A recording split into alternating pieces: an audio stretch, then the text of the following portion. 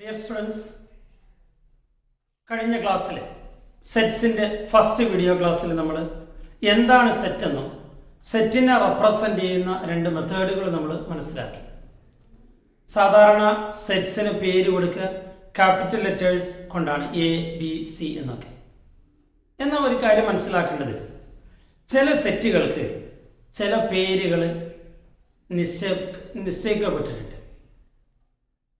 അതിൽപ്പെട്ട ചിലതാണ് നിങ്ങൾക്ക് ഞാൻ പരിചയപ്പെടുത്തി തരുന്നത്. ക്യാപിറ്റൽ ലെറ്റർ എൻ എന്ന് പറയുന്നത് സെറ്റ് ഓഫ് നാച്ചുറൽ നമ്പേഴ്സ് ആണ്. സെറ്റ് ഓഫ് നാച്ചുറൽ നമ്പേഴ്സ്, എണ്ണൽ സംഖ്യകൾ. അതിനെ റെപ്രസെന്റ് ചെയ്യാൻ ഉപയോഗിക്കുന്ന ലെറ്ററാണ് ക്യാപിറ്റൽ ലെറ്റർ എൻ എന്ന് പറയുന്നത്. n is equal to set 1, 2, 3, 4 etc. എണ്ണിയാ തീരൂല. അപ്പൊ എണ്ണൽ സംഖ്യകളെ n എന്നുള്ള ലെറ്റർ കൊണ്ടാണ് നമ്മൾ ഡിനോട്ട് ചെയ്യുന്നത്. നമുക്ക് പറയാം 2 is an element of n. 2 belongs to n. -2 is not an element of n. n എന്ന് പറയുന്ന നാച്ചുറൽ നമ്പേഴ്സിന്റെ സെറ്റിൽ -2 ഇല്ല. അപ്പൊ n എന്ന് റെപ്രസെന്റ് ചെയ്യുന്നത് സെറ്റ് ഓഫ് നാച്ചുറൽ നമ്പേഴ്സിനെ, എണ്ണൽ സംഖ്യകളെ. അതിലേക്ക് സീറോയും കൂടെ ചേർത്താൽ ആ സെറ്റിന് നമ്മൾ മറ്റൊരു പേരാ പറയുക, set of whole numbers. Set of whole numbers. Natural number എന്നുള്ള അർത്ഥത്തിൽ അതിന്റെ ഫസ്റ്റ് ലെറ്റർ n എടുത്തതാണ്. അപ്പോൾ ഹോൾ നമ്പേഴ്സ് നമ്മൾ ഡിനോട്ട് ചെയ്യുന്നത് w കൊണ്ടാണ്. ഈ സെറ്റ് ഓഫ് നാച്ചുറൽ നമ്പേഴ്സിൽ സീറോയും കൂടെ ചേർന്നാൽ അത് സെറ്റ് ഓഫ് ഹോൾ നമ്പേഴ്സ് ആയി. ഓക്കെ, ഇതൊക്കെ ഇൻഫിനിറ്റ് സെറ്റുകളാണ്. അത് നമുക്ക് പിന്നീട് പറയാം, ഒരു സൂചന തരികയാണ്. നമ്പർ ഓഫ് എലമെന്റ്സ് ഇൻഫിനിറ്റ് ആണ്. ഇതിൽ എത്ര എണ്ണം ഉണ്ടെന്ന് പറയാൻ കഴിയില്ല. Such a set is called infinite set. Natural നമ്പേഴ്സും ഹോൾ നമ്പേഴ്സും എല്ലാം ഇൻഫിനിറ്റ് സെറ്റുകളാണ്.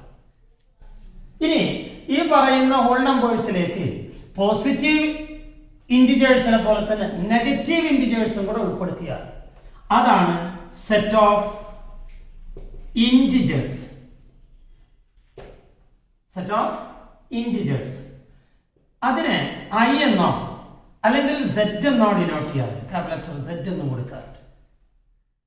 ഐ എന്നുള്ളതിന്റെ ഫസ്റ്റ് ലെറ്റർ ആയിട്ട് എടുത്താണ്.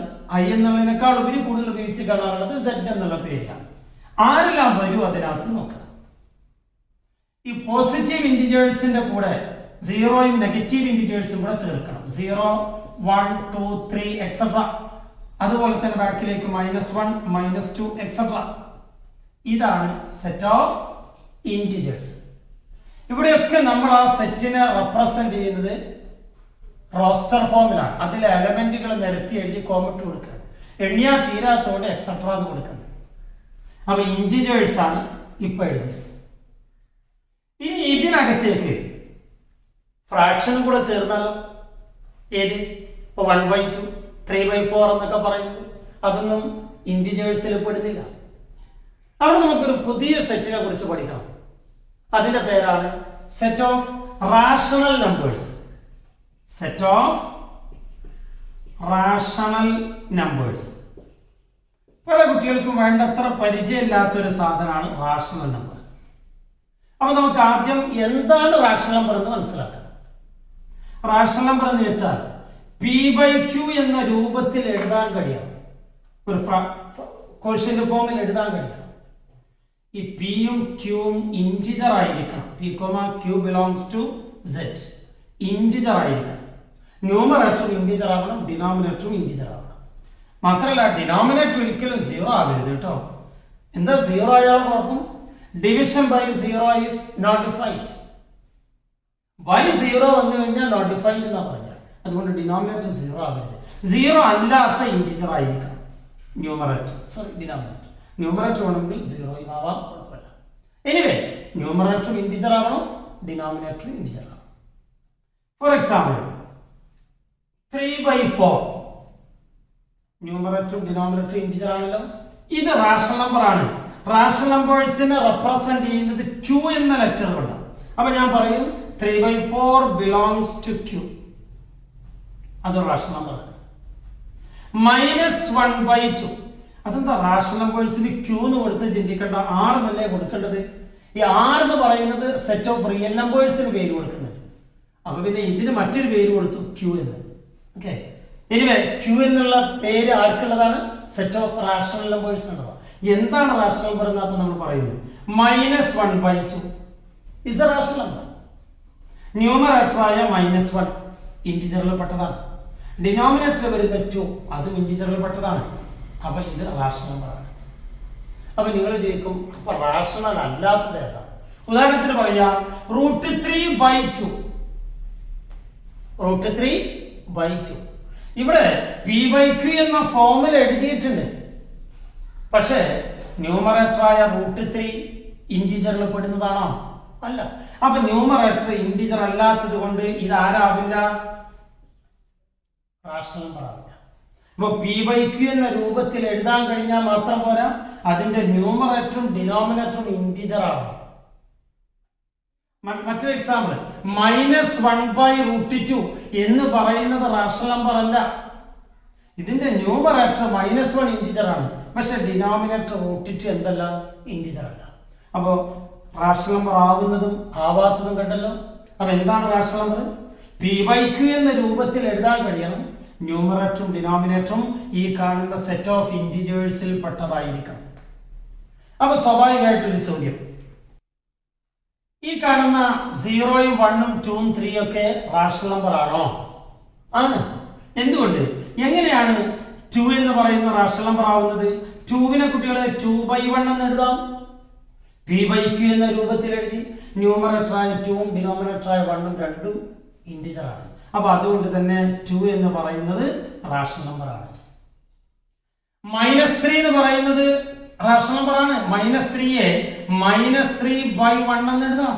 അപ്പൊ അത് p/q എന്ന ഫോമിൽ എഴുതാൻ കഴിയുന്നുണ്ട്. അതുകൊണ്ട് തന്നെ നമ്മൾ പഠിച്ച എല്ലാ നാച്ചുറൽ നമ്പറും അല്ലെങ്കിൽ എല്ലാ ഇന്റിജേഴ്സും ക്ലിയർലി റാഷണൽ നമ്പർ ആണ്.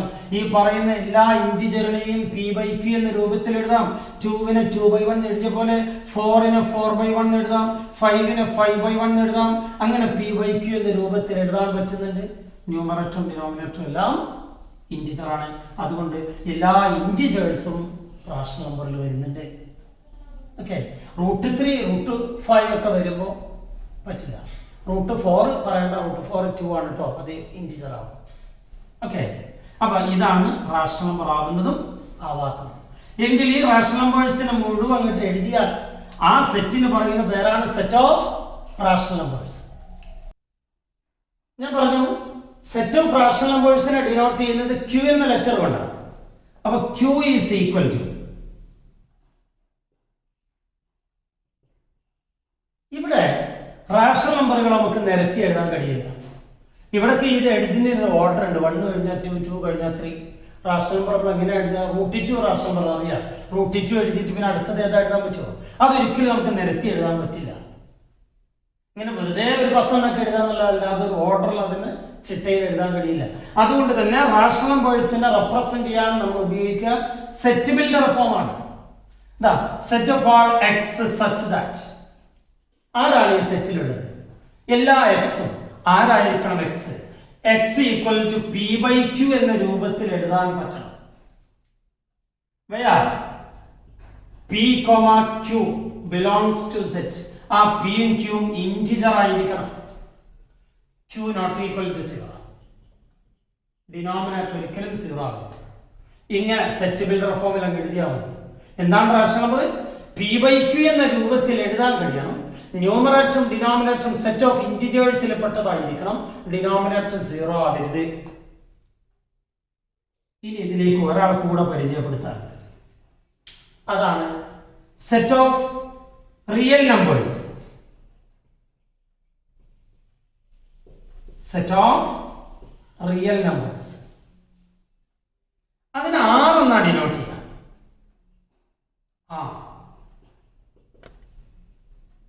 ഇതിലെന്താണ്? എല്ലാ റിയൽ നമ്പറും ഉണ്ടാവും. ആരാണ് റിയൽ നമ്പർ? ഈ പറയുന്ന റാഷണൽ. റാഷണൽ അല്ലാത്തത് നമ്മൾ പറയാ ഇറാഷണൽ എന്നാ പറയാ. √2 ഇറാഷണൽ, √3 ഇറാഷണൽ. റാഷണൽ അല്ലാത്തതിന് പറയാ ഇറാഷണൽ. എല്ലാ റാഷണലും ഇറാഷണലും എല്ലാം കൂടിയത് എന്ന് വെച്ചാൽ ഒറ്റവാക്കിൽ പറയാം, നമ്മൾ ഇന്നേ വരെ പഠിച്ചതൊക്കെ റിയൽ നമ്പറുകളാണ്. ആ എല്ലാ റിയൽ നമ്പേഴ്സും ഉൾപ്പെടുന്ന സെറ്റിനെയാണ് സെറ്റ് ഓഫ് റിയൽ നമ്പേഴ്സ് എന്ന് പറയുന്നത്. R equal to set of all X such that X is a real number. ആരാണ് റിയൽ നമ്പർ? നമ്പർ ലൈനിൽ മാർക്ക് ചെയ്യാൻ പറ്റുന്നതൊക്കെ, ഈ നമ്പർ ലൈനിലുള്ള എല്ലാ നമ്പറുകളും 0, 1, 2, 3, 4, -1, -2, -3 എക്സെട്ര നമ്മുടെ അരമാർക്ക് കിട്ടുന്നത്. ഇതാണ് സെറ്റ് ഓഫ് റിയൽ നമ്പേഴ്സ്. ഈ എഴുതിയത് മാത്രമാണോ റിയൽ നമ്പർ? ഒരിക്കലല്ല. 0 കഴിഞ്ഞാൽ പിന്നെ 1 അല്ല, അതിനടുത്ത് ഇഷ്ടംപോലെ നമ്പറുകളുണ്ട്. 0.1, 0.2, 0.3, 0.4 എണ്ണിയാൽ തീരുമോ? ഇല്ല. അപ്പൊ ഇതിനകത്ത് ഈ കാണുന്ന ഇന്റിജേഴ്സ് മാത്രമല്ല, നമ്മൾ ഇന്നേ വരെ പഠിച്ച എല്ലാ നമ്പറും അതിലുണ്ട്. 2 ഇതിനകത്ത് നമ്മൾ കാണുന്നുണ്ടല്ലേ, അത് റാഷനല്ല. √2 എന്ന ഇറാഷണൽ പറയും ലൈനിലില്ലേ, ആ ലൈനിലുണ്ട്. എങ്ങനെയാ √2? നമുക്കറിയാം, ഒരു യൂണിറ്റ് ബേസ്, ഒരു യൂണിറ്റ് ഹൈറ്റ് എടുത്ത് ഒരു റൈറ്റ് ആംഗിളിന്റെ ട്രയാംഗിൾ വരയ്ക്കുക. സ്വാഭാവികമായിട്ട് അതിന്റെ ഹൈപ്പോട്ടനീസ് √2 ആയിരിക്കും. ഇത് 1 ആണ്, ഇത് 1 ആണ്. അപ്പൊ ഈ ലെങ്ത് √2 ആണ്. ആ ലെങ്ത് നമ്പർ ലൈനിൽ മാർക്ക് ചെയ്യുക. അവിടെ ആയിരിക്കും √2ന്റെ പോയിന്റ്. ഇങ്ങനെ നിങ്ങൾ പഠിച്ച എല്ലാ നമ്പറും ഈ നമ്പർ ലൈനിലുണ്ട്. റാഷണലും ഉണ്ട്, ഇറാഷണലും ഉണ്ട്. അങ്ങനെ എല്ലാ റാഷണൽ ആൻഡ് ഇറാഷണൽ ചേർന്ന സെറ്റിനെയാണ് സെറ്റ് ഓഫ് റിയൽ നമ്പേഴ്സ് എന്ന് പറയുന്നത്. ഓക്കെ, അപ്പൊ നമ്മൾ ഒരുപാട് പേര് വെച്ച സെറ്റുകളെ പഠിച്ചു. അതെല്ലാം ഇൻഫിനിറ്റ് സെറ്റുകളാണ്. ഏതെല്ലാം വന്നു? Capital letter N, set of natural numbers. Capital letter W, set of whole numbers. I or Z, set of integers. Q, set of rational numbers. R, set of real numbers. Clear ആയ കാര്യങ്ങൾ? ശരി. എന്നാൽ ശരി, ഇനി നമുക്ക് കുറച്ച് problem ചെയ്യാം. ഞാൻ കുറച്ച് സെറ്റുകൾ സെറ്റ് ബിൽഡർ ഫോമിൽ തരാം, അതിനെ റോസ്റ്റർ ഫോമിലേക്ക് മാറ്റണം. Write the following sets in roster form.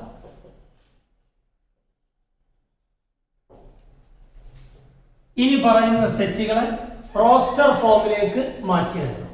ഞാൻ തരുന്നത് സെറ്റ് ബിൽഡർ ഫോമിലായിരിക്കും. Question number 1, A equal to set of all x such that x is an integer. X is an integer. -3 less than x less than 4.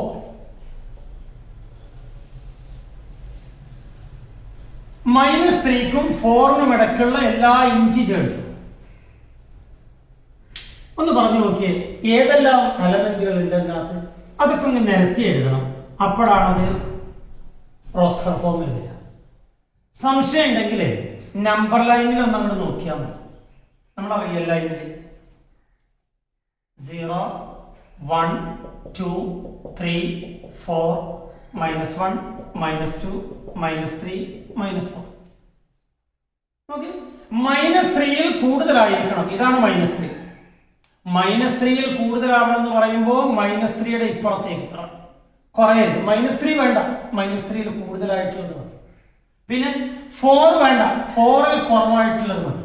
അപ്പൊ -3യിൽ കൂടുതലും 4ൽ കുറവായിട്ടുള്ളത്.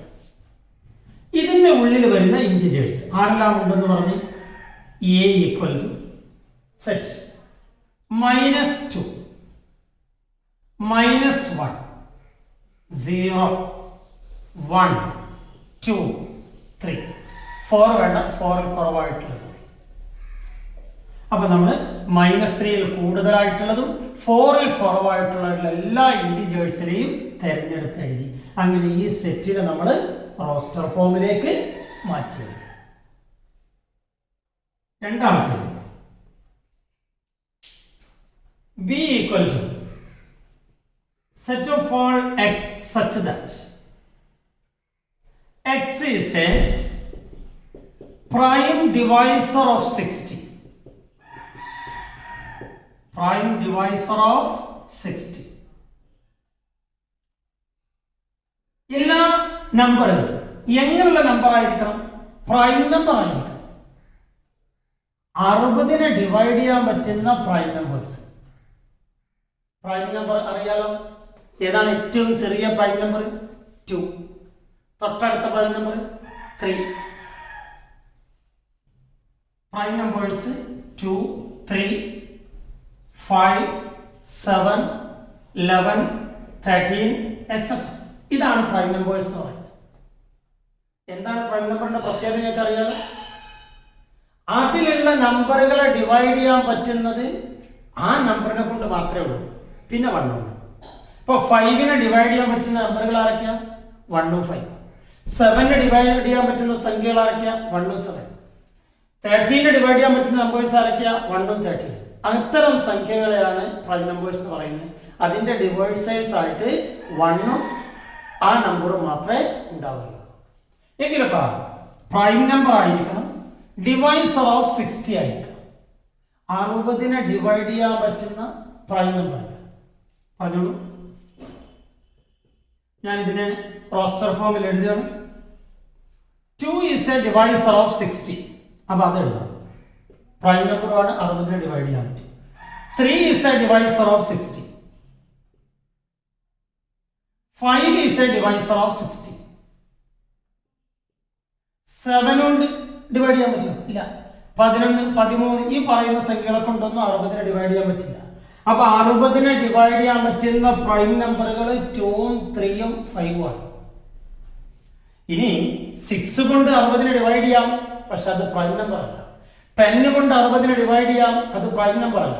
അപ്പൊ 60നെ divide ചെയ്യാൻ പറ്റുന്ന prime നമ്പറുകൾ എന്ന് പറയുന്നത് 2ഉം 3ഉം 5ഉം മാത്രമാണ്. ഓക്കെ, കഴിഞ്ഞെങ്കിൽ ബ്രാക്കറ്റ് ക്ലോസ് ചെയ്യാം. ഇതാണ് ഈ തന്ന സെറ്റിന്റെ റോസ്റ്റർ ഫോം.